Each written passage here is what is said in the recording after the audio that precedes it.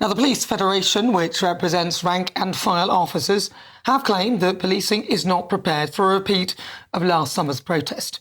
Now, as officers are deployed to keep the peace outside a four-star hotel in London, four-star hotel, get that is reportedly preparing to welcome asylum seekers. I mean, some of us can only afford 2 or 3-star, 4-star, but never mind. The rise in tensions isn't helpful by a Daily Mail exclusive that reveals thousands of migrants are using taxpayer-funded handouts at casinos and betting shops. So is this the start of a summer of unrest? Well, joining me now, former Detective Chief Inspector at the Met Police, Peter Kirkham. Peter, thank you very much for joining me. Now, last summer, I actually think that you ain't seen nothing yet. And that's just last summer. I think whilst that was discontent, I fear that this summer will be far worse.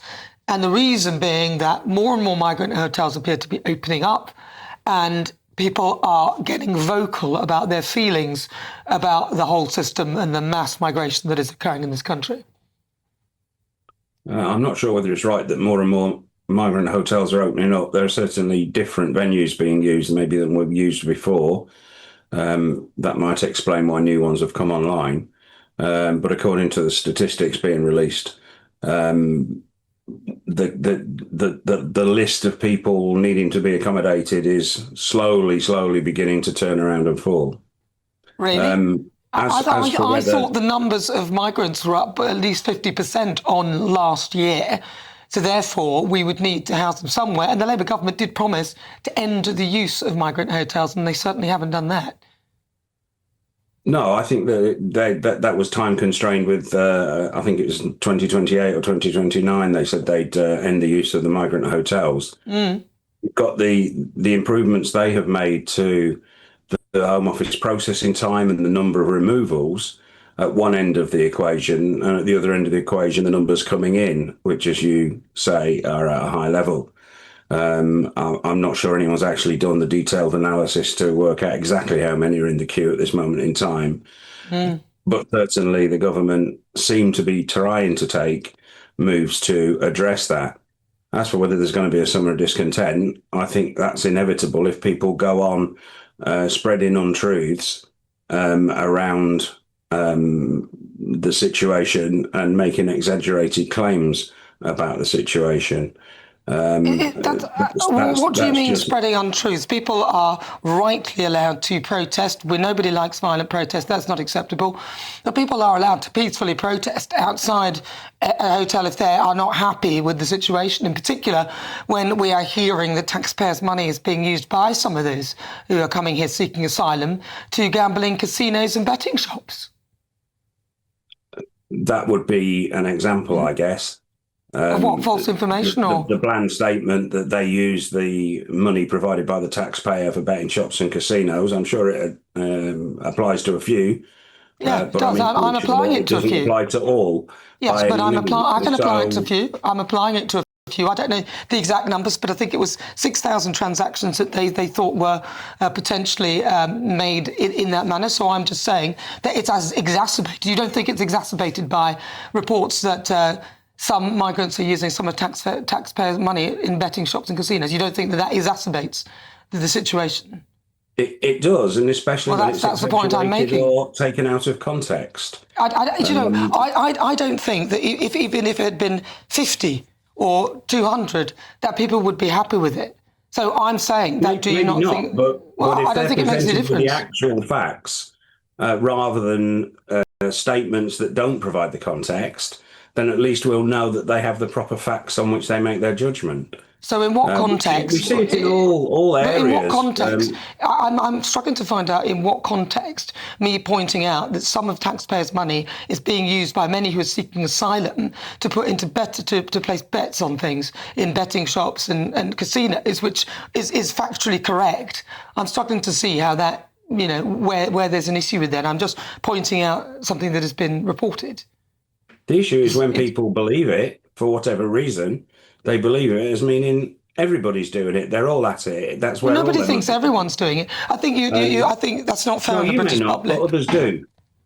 Well, I don't think so. I think people are reasonable, but they're not happy with even a fraction of that, because at the end of the day, we are supposed to be caring and catering for people who are supposedly seeking asylum because they could be persecuted from wherever it is they've come from. And taxpayers feel like they're being taken advantage of. And that is why there is this issue. In that case, they should press their politicians to put rules that are given out with the money that say what you can spend it on. You can or can't spend it on alcohol. You can or can't spend it on cigarettes. You can or can't spend it on vapes. You can or can't spend it in a gambling shop. Yeah, I mean, there are no specific rules so far as I'm aware at the moment. And therefore you can hardly criticise people for living a life that they choose to live, where they have got precious little else to do, waiting an eternity for the Home Office to decide their claims when we're saying we don't allow them to work. If you're a US resident, let's face it, things feel uncertain right now. America's national debt, over $36 trillion and climbing. Inflation, still eating away at your savings. And the dollar, down nearly 8% this year, with more countries walking away from it. Meanwhile, the markets, one day they're up, the next day, trillions gone in a blink. So it's no surprise people are asking, where can I actually put my money and sleep at night? That's why more investors are turning to gold and silver. Gold's up over 24% this year, smashing records and soaring past $3,300 an ounce. And some analysts say we could see $6,000 gold before the end of Trump's term. And silver, it's heating up fast, driven by demand in tech, solar and defence. Some analysts say it could double in value this year. If you've been thinking about moving part of your IRA or 401k into gold or silver, tax and penalty free, our friends at Priority Gold make it simple. They're endorsed by Rich Dad's Robert Kiyosaki, ranked number 1 by Forbes and Financial Services Review, and trusted by thousands of everyday Americans. Right now, GBNews viewers can get a free wealth preservation guide from Priority Gold. It shows you exactly how to add real gold and silver to your IRA or 401k tax and penalty free. Step-by-step plain English, no pressure, just smart information you can act on.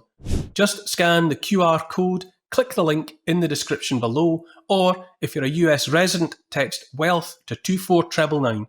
That's WEALTH to 24999 and claim your free guide today. The price of gold can go down as well as up. Past performance does not indicate future performance. Only invest what you can afford.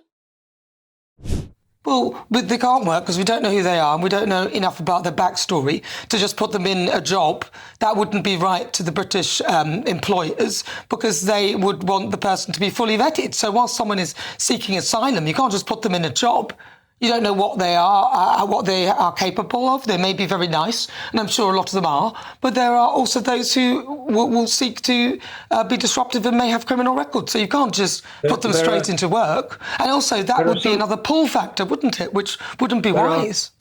There are some that we know nothing about, but the majority of them we know quite a lot about, if not everything about. We know there are hospital surgeons or whatever they might be in amongst those numbers somewhere.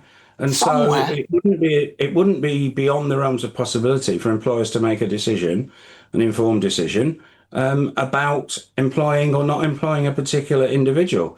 Well, if we know a lot about most of them, then you seem to think that we'd be ahead of the backlog, but we have a backlog because a lot of the claims haven't been processed, which means that they haven't fully found out the information about the people who are seeking asylum, which is why there's a big backlog. Make that connection. Well, so you don't think that the reason why people are in a backlog is because their claims are being processed?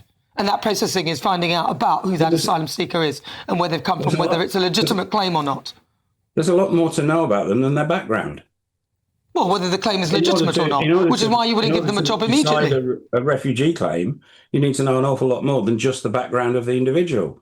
Well, absolutely. But, you can't have it both ways. You can't say they're sitting in taxpayer handouts doing nothing and, well, we can't allow them to work. You can't have it both ways. That's not having it both ways. That's having it neither way. Let's be truthful about that. While someone is seeking asylum, while someone is seeking, well, let me say what I'm saying. You don't need to say what I'm saying. Let me say somebody can claim asylum in this country. I'm afraid that's not the country. How did you? Literally, I love the way that you're telling me what I'm saying. I've never used those words at all. You've just literally surmised something that has literally come out of nowhere. What I'm saying is people who've come here to seek asylum shouldn't be put straight into work because we don't know enough about them. Therefore, once the claim has been... Let me finish. I never said that at all either. Another supposition. I'm saying that that money should not be allowed to be spent in casinos and betting shops, which is apparently where some of it's being spent. And I'm saying that the British public are rightly frustrated, as that has been proven to be the case on numerous occasions. How many people are doing that? What proportion of the amount of money is spent in casinos and betting shops? Well, do you know what? I don't even think the Home Office know that. I don't even think the Home Office know all of that. In fact, they don't even know. Most of the people here, they don't even know anything about them because they're languishing whilst being processed, which I think is totally wrong. I don't think it should take so long for the claim to be processed. I think it should be days rather than months, years and weeks. And at that point, you can make a determination as to what to do. I don't think you should also be allowing people... It's not a case of fault, is it? But it's more to do with the fact that the government are absolutely at fault with this, and it's horrendous. And obviously, the British taxpayer is not happy with that because we're paying for it. Former Detective Chief Inspector Peter Kirkham, thank you very much. Good afternoon.